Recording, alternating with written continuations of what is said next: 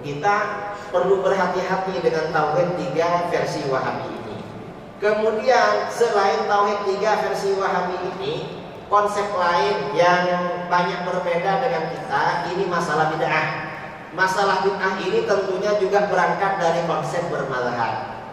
Karena orang Wahabi, walaupun mereka Wahabi yang ada sekarang ini di Saudi Arabia mengaku mazhab Hambali, tapi mereka bukan mazhab Hanabilah yang murni. Mengapa murni? Banyak hal-hal yang sangat penting di dalam mazhab Hambali, dan itu merupakan pendapat langsung dari Imam Ahmad bin Hanbal. Wahabi gak ikut pada fatwa itu. Contoh seperti istighatsah, Imam Ahmad bin Hanbal melakukan. Kemudian juga tabarruk, Imam Ahmad bin Hanbal melakukan. Kemudian tawassul, banyak riwayat Imam Ahmad bin Hanbal melakukan. Oleh Wahabi, walaupun ini dari mazhab Hambali, Wahabi mukhalafah dengan Imam Ahmad dan mengkafirkan umat Islam yang melakukan itu. Sehingga seakan-akan sekarang ini ya, seakan-akan pada akhir-akhir ini mazhab Hambali identik dengan Wahabi, padahal enggak. Karena sampai sekarang masih banyak para ulama mazhab Hambali yang fudalah, pengikut Hanabilah yang baik-baik, yang tidak terpengaruh, tidak terkontaminasi dengan pemahaman Wahabi. Seperti pengikut Hambali dari Kuwait, pengikut Hambali dari Syam, dari Syria. Ulama-ulama mereka masih banyak. Ada pengikut Hambali dari Al-Azhar. Sebagian mereka ada menulis kitab yang bisa diambil di internet berjudul Al-Hanabilah wa ikhtilafuhum ma'as salafiyah al-mu'asyirah. Jadi kaum Hanabilah dan perbedaan mereka dengan golongan salafi kontemporer, yaitu orang-orang Wahabi.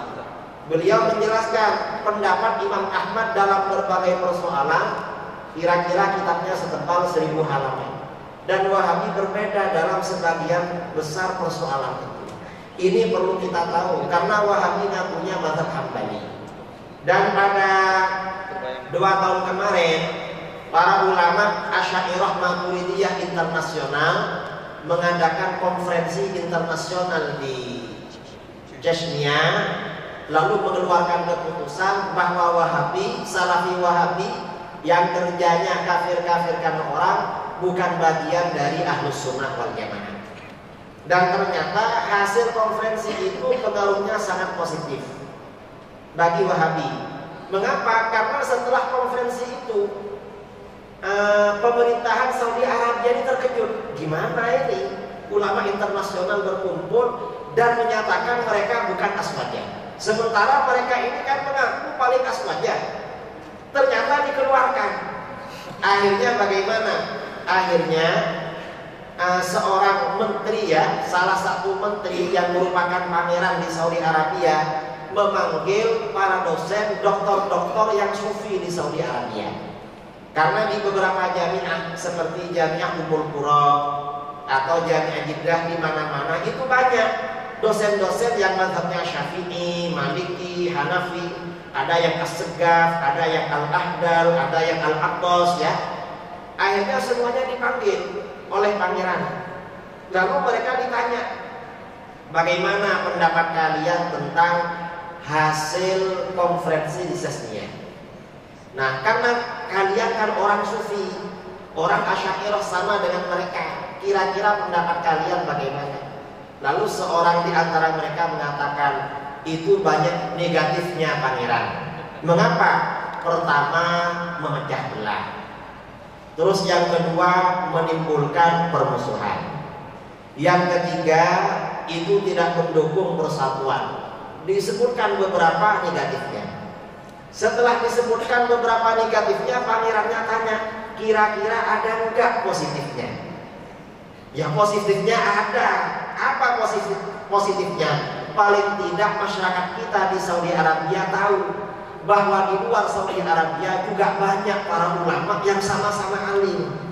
ulama ini bukan hanya ulama Saudi, karena sementara ini pemerintahan Saudi Arabia berusaha menutup mata, jadi menutup informasi kepada rakyatnya. Di luar Saudi ada ulama juga, dianggap gak ada ulama. Akhirnya sejak tahun kemarin, atas inisiatif dari putra mahkota bin Salman, meminta kepada para dosen Wahabi di Saudi Arabia untuk melakukan studi banding ke Al-Azhar. Dan mereka mengajak konferensi lagi Ahlus Sunnah wal Jamaah. Asy'ariyah mau diajak, Maturidiyah diajak, mereka juga konferensi. Maunya apa? Mereka mau masuk ke Aswadiyah. Cuma saudara-saudara kita yang ada di Azhar, yang ada di Yaman, sampai sekarang belum menerima permintaan mereka. Informasi ini saya dapatkan dari Habib Rizik beberapa hari yang lalu bersama Bizahur.